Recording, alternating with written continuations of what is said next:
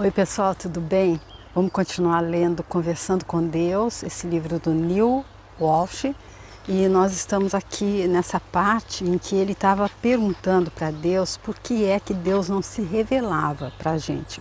E aí Deus respondeu, mas como eu não me revelo se eu estou em tudo e em todos? Então se você olhar à sua volta, tudo que você vir sou eu. Foi pelo menos assim que eu entendi, assim que eu interpretei a resposta de Deus, que não foi com essas palavras exatas, como eu estou dizendo. Aí ele falou assim, não, o que eu estou querendo dizer é por que o Senhor não se apresenta de uma forma, não toma uma forma específica, tá bom, eu estou em tudo e em todos, mas eu sou essa forma. Aí ele disse, porque se eu me limitaria, também não foram essas palavras, é a forma como eu estou interpretando. Ele disse, se eu tomasse uma forma e aparecesse para alguns daquela forma, eu não poderia mais mudar essa forma, porque aí com certeza aqueles que me viram dessa forma não iriam acreditar que era eu se eu mudasse de forma. E eu acredito que nesse caso também Deus estaria se limitando. E aí então ele termina assim, o vídeo anterior terminou dessa forma. Portanto, o que importa não é o modo ou a forma como me revelo. Seja qual for o modo e a forma que eu assumir, não serão incontestáveis. Então foi assim que Deus concluiu essa parte da pergunta e aí o Neil Walsh continua. Vamos lá, vamos ver o que mais que ele vai querer saber. Aí ele diz, mas se o Senhor fizesse algo que provasse sem dúvida alguma quem é? E aí Deus responde, ainda existiriam aqueles que diriam que era o demônio ou simplesmente a imaginação de alguém, ou que a causa era qualquer outra que não eu. Se eu me revelasse como Todo-Poderoso, Rei do céu e da terra, e movesse montanhas para prová-lo, haveria aqueles que diriam, deve ter sido Satanás.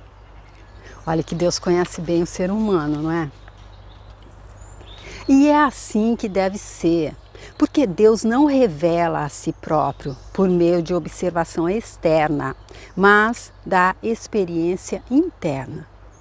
Quando a experiência interna revela a Deus, a observação externa não é necessária. E se a observação externa for necessária, a experiência interna não será possível. Aqui eu acredito que o que ele está querendo dizer é que quando a gente já entendeu Deus no nosso íntimo, nós encontramos Deus em nós, aí a gente não precisa de nenhuma forma, a gente não precisa de ver nada ali no exterior, a gente não precisa ter essa comprovação que o Neil Walsh está pedindo a ele.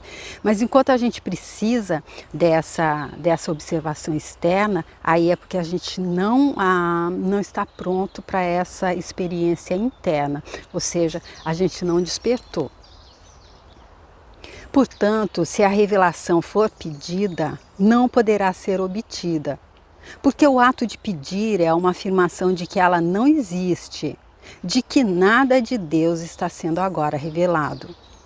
Tal afirmação produz a experiência, porque o seu pensamento a respeito de algo é criativo, sua palavra é produtiva e seu pensamento e sua palavra juntos produzem de modo muito eficaz a sua realidade. Por isso, sua experiência será de que Deus não está sendo agora revelado, porque se estivesse, você não pediria a Ele que se revelasse. Que complexo aqui, né? Complexo ao mesmo tempo tão simples, né? De entender. Que se a gente está pedindo uma afirmação, uma revelação, como o Neil Walsh está pedindo, é porque essa experiência, essa revelação, ela não existe, porque a tal afirmação, se a gente pedir, produz a experiência, porque o nosso pensamento e a nossa palavra, ela é produtiva, o pensamento e a palavra juntos é que criam a nossa realidade, isso é tudo criativo. E aí, então, a experiência que a gente tivesse, a gente está pensando, mas eu preciso de uma experiência, eu preciso que Deus se mostre para mim.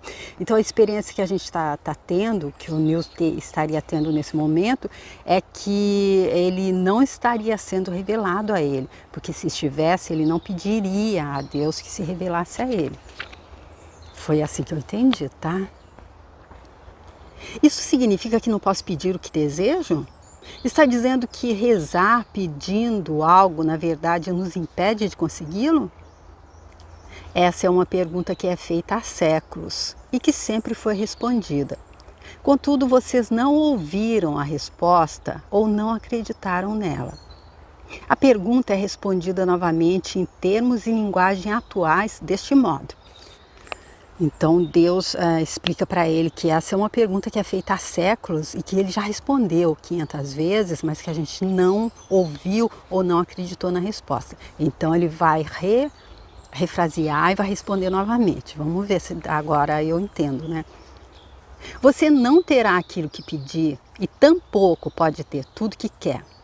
Isso ocorre porque o seu próprio pedido é uma afirmação de carência. E você dizer que deseja algo apenas produz essa experiência, a do desejo em sua realidade. Desse modo, a oração correta nunca é de súplica, mas de gratidão. Olha, aqui cabe aquilo que os Abrahams explicam ali no livro Peça e Será Atendido, que eles dizem que a gente só não recebe toda e qualquer coisa que a gente nem precisa tá colocando em palavras, a gente pode só pensar naquilo que a gente está desejando, que já é respondido de forma afirmativa pela fonte, por Deus, a gente só não recebe porque nós não sabemos receber, ou seja, porque nós estamos vibrando na falta daquilo que a gente quer e não na alegria e na gratidão, com a certeza absoluta de que aquilo já está no nosso vórtice, já está manifestado e falta só se atualizar na nossa existência. Então eles dizem que é porque a gente não sabe receber. E Saint Germain, ele diz que é porque quando a gente usa o eu sou de forma negativa, aí a gente está decretando aquilo. Então, normalmente, quando a gente reza assim, em forma de súplica, em forma sabe aquela coisa que a gente se coloca ali como vítima, ai, como eu sou mal sucedido, ai como eu não tenho sorte, ai como eu sou um miserável, ai como as coisas não acontecem, tudo de ruim acontece comigo. Enquanto a gente usar esse eu sou dessa forma, aí então não adianta que nós estamos criando. Ele acabou de falar aqui, as palavras, os pensamentos e as palavras juntos produzem a nossa realidade. Aí o que Deus pode fazer se a gente está ali ajoelhado num cantinho, repetindo eu sou, só coisas negativas, pedindo me ajuda, me ajuda, me ajuda. Deus não pode fazer nada, porque Ele já disse, Ele nos deu livre arbítrio e mandou um monte de livros para a gente entender, um monte de enviados também que vieram com mensagens tão incríveis como o Chico Xavier, por exemplo, que escreveu tantos livros, que trouxe tantas mensagens que dá para a gente despertar. Então, se a gente não entender, o que ele pode fazer? É desse jeito, enquanto a gente estiver rezando em forma de súplica e colocando tudo no negativo que a gente não tem, vibrando na falta, então não vai dar para receber aquilo que a gente estiver buscando. É isso que eu estou entendendo desse livro, do livro de Saint Germain, do livro dos Abrahams, que eu fiz séries com todos esses. Eu deixo aqui se você quiser ver, tá? E aí ele fala de novo, deste modo a oração correta nunca é de súplica, mas de gratidão.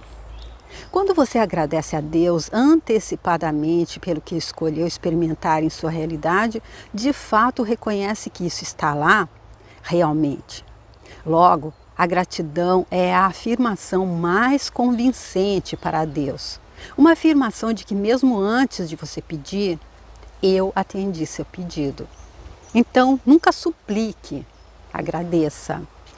E aí cabe aqui aquela frase bíblica tão famosa, não é? Ao que tudo tem, mais será dado, ao que muito tem, mais será dado, e ao que pouco tem, até o pouco que tem vai ser tirado. E eu achava essa frase injusta. Como assim? O que tem vai ter mais, o que não tem vai ser tirado até o pouco que tem? Aí eu entendi ali no livro A Magia, da Rhonda Byrne. Eu fiz também todo o livro, tem uma playlist que eu deixo aqui se você quiser ver, onde ela explica que o que falta nessa frase é a palavra gratidão. Então é isso que Deus está dizendo aqui, não suplique, agradeça, porque aquele que muito tem gratidão, mais será dado, e aquele que pouco ou nada tem de gratidão, até o pouco que ele tem lhe será tirado. Cada vez que ele for suplicar, cada vez que ele for dizer que ele é um infeliz, que Deus não gosta dele, um injustiçado, menos ele vai ter. Até aquilo que ele tem, que ele não está vendo, não está percebendo, que é graça em cima de graça, que ele já tem muito, então ele não está entendendo que o que ele já tem, até aquilo ele vai perdendo aos poucos. Mas se eu agradecer antecipadamente a Deus por alguma coisa e ela nunca acontecer, isso poderia levar à desilusão e amargura, disse o Neil Walsh. A gratidão não pode ser usada como um meio de manipular Deus, um mecanismo para enganar o universo. Você não pode mentir para si mesmo. Sua mente conhece a sinceridade dos seus pensamentos. Se você disser, obrigado, Senhor, por tais e tais dádivas, e o tempo todo estiver muito claro em sua mente que essas dádivas não existem em sua realidade atual, não poderá esperar que Deus veja isso menos claro do que você e o produza para você. Deus sabe o que você sabe e o que você sabe é o que aparece como sua realidade. Ou seja, mais uma vez, Deus explicando que ele disse ali nas páginas anteriores que é aquele pensamento que fica ali de base. Porque eu posso estar dizendo, muito obrigado, porque eu já tenho, vou pegar o exemplo dos Abrahams no livro Peça Será Atendida, eles falam quando a gente quer um carro novo. Aí eu fico ali, muito obrigado, porque eu tenho esse carro novo, muito obrigada, muito obrigado. Mas a minha mente está dizendo ali atrás, no pensamento base, ali, o pensamento que está formando ali, o que está segurando ali aquilo, ele está dizendo, que isso, que você tem carro nada, fica esperando, com esse salário, ou está desempregado, só em sonho, só numa próxima vida. E aí é isso que vai fazer com que não aconteça. E aí ele diz, não adianta, porque a gente não engana a nós mesmos e quem é que está dentro da gente é Deus, então a gente não engana Deus. E se é Deus que manda as dádivas, a gente pode estar agradecendo da boca para fora, que aí não vai acontecer. E aí ele já deu a dica ali atrás, a gente tem que ter fé, a gente tem que ter confiança em Deus.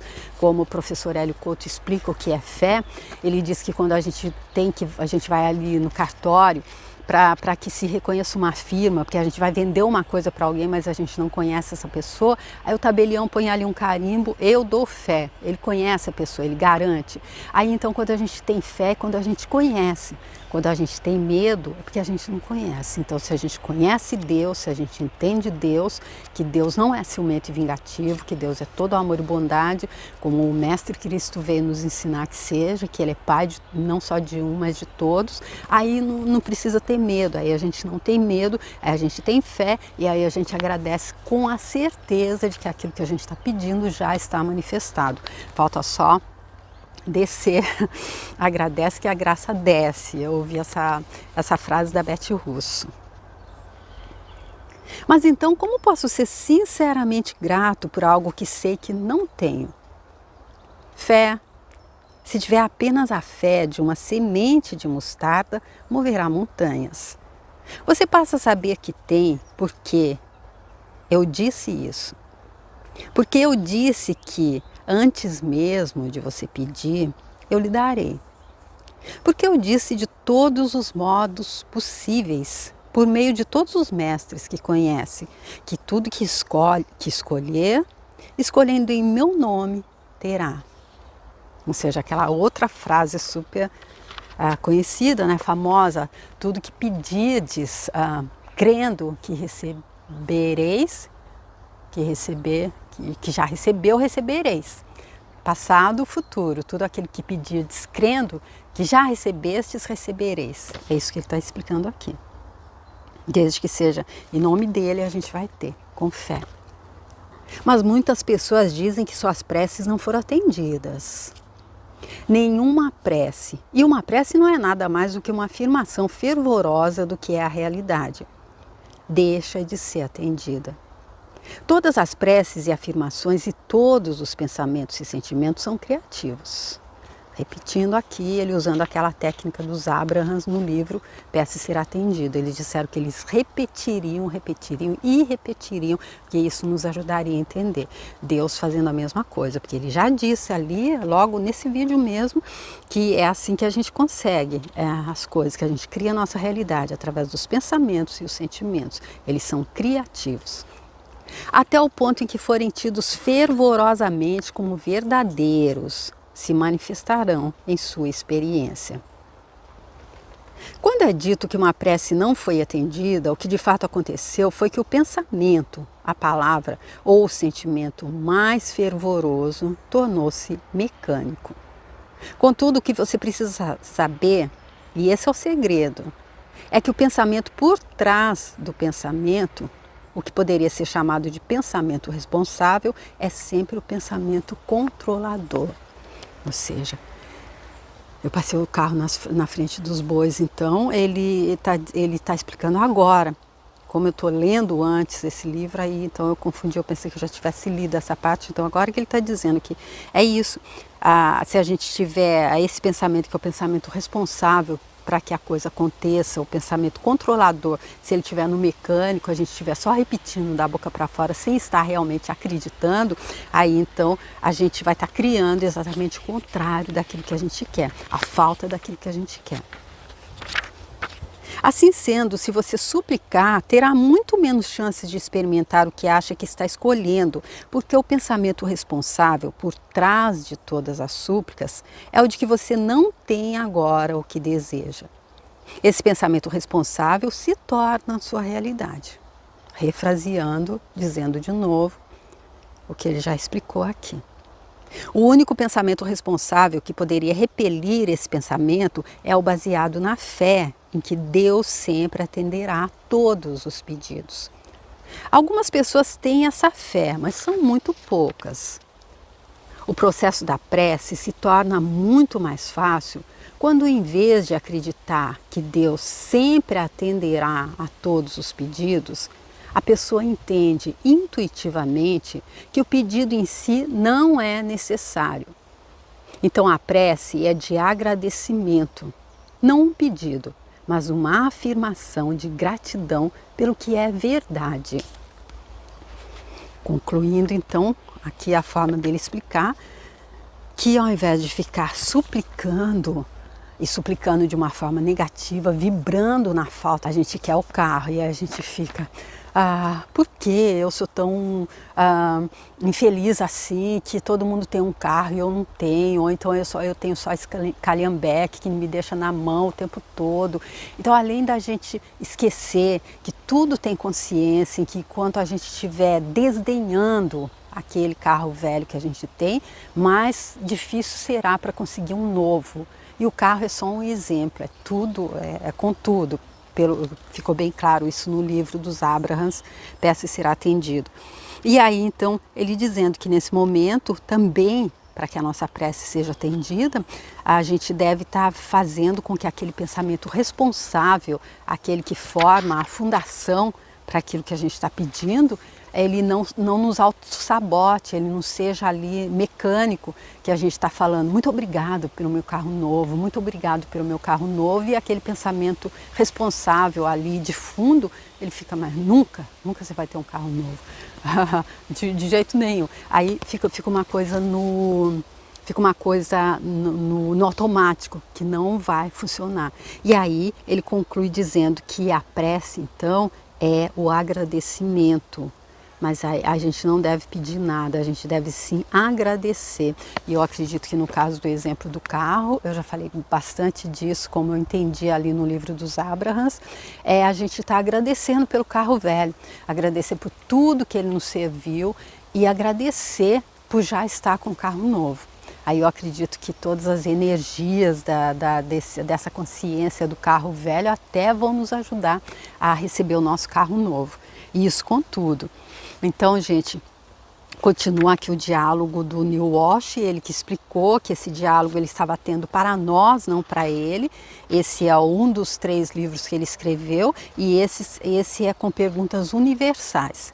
Então, essas perguntas ele disse que seriam como se fosse o nosso, aquela coisa de que quando o discípulo está pronto, o mestre aparece. Ele disse que se esse livro apareceu para você agora é porque você está pronto para entender, você despertou. E aí é só tirar então esse pensamento responsável que te autossabota, que me autossabota e trocar isso pela fé. E assim, dessa forma, quando a gente for rezar, a gente já não vai estar suplicando por nada. A gente vai estar agradecendo por tudo aquilo que a gente já tem e agradecendo por aquilo que a gente está pedindo, que a gente desejaria ter também. E aí aparece, aí acontece. Tá bom, gente? É isso que eu tenho para esse vídeo. Eu volto então com a continuidade, que vai ser com essa pergunta. O Deus vai responder essa pergunta. Quando o Senhor diz que uma prece é uma afirmação do que é verdade, está dizendo que Deus não faz coisa alguma, que tudo que acontece depois de uma prece é o resultado da ação da prece? O Neil Walsh bem esmiuçando tudo e para que fique bem claro, bem a exemplo ali do Napoleão Hill no livro também Mais Esperto que o Diabo, ele fazia uma entrevista com o diabo, o oposto para quem acredita que existe. E ali mesmo ele explica que quem lesse esse livro com a mente aberta iria entender muito melhor Deus. Então tá, gente, vamos. Eu fiz também, eu deixo uma playlist aqui do livro Mais Esperto que o Diabo. E aí eu te convido para vir para a gente dar continuidade no próximo vídeo, tá bom? Se você quiser compartilhar, curtir, comentar e tudo, se for leve para você, faça. Se quiser entrar lá no meu canal e também se inscrever, tem outros livros lá. Muito obrigada, tchau e até o próximo vídeo.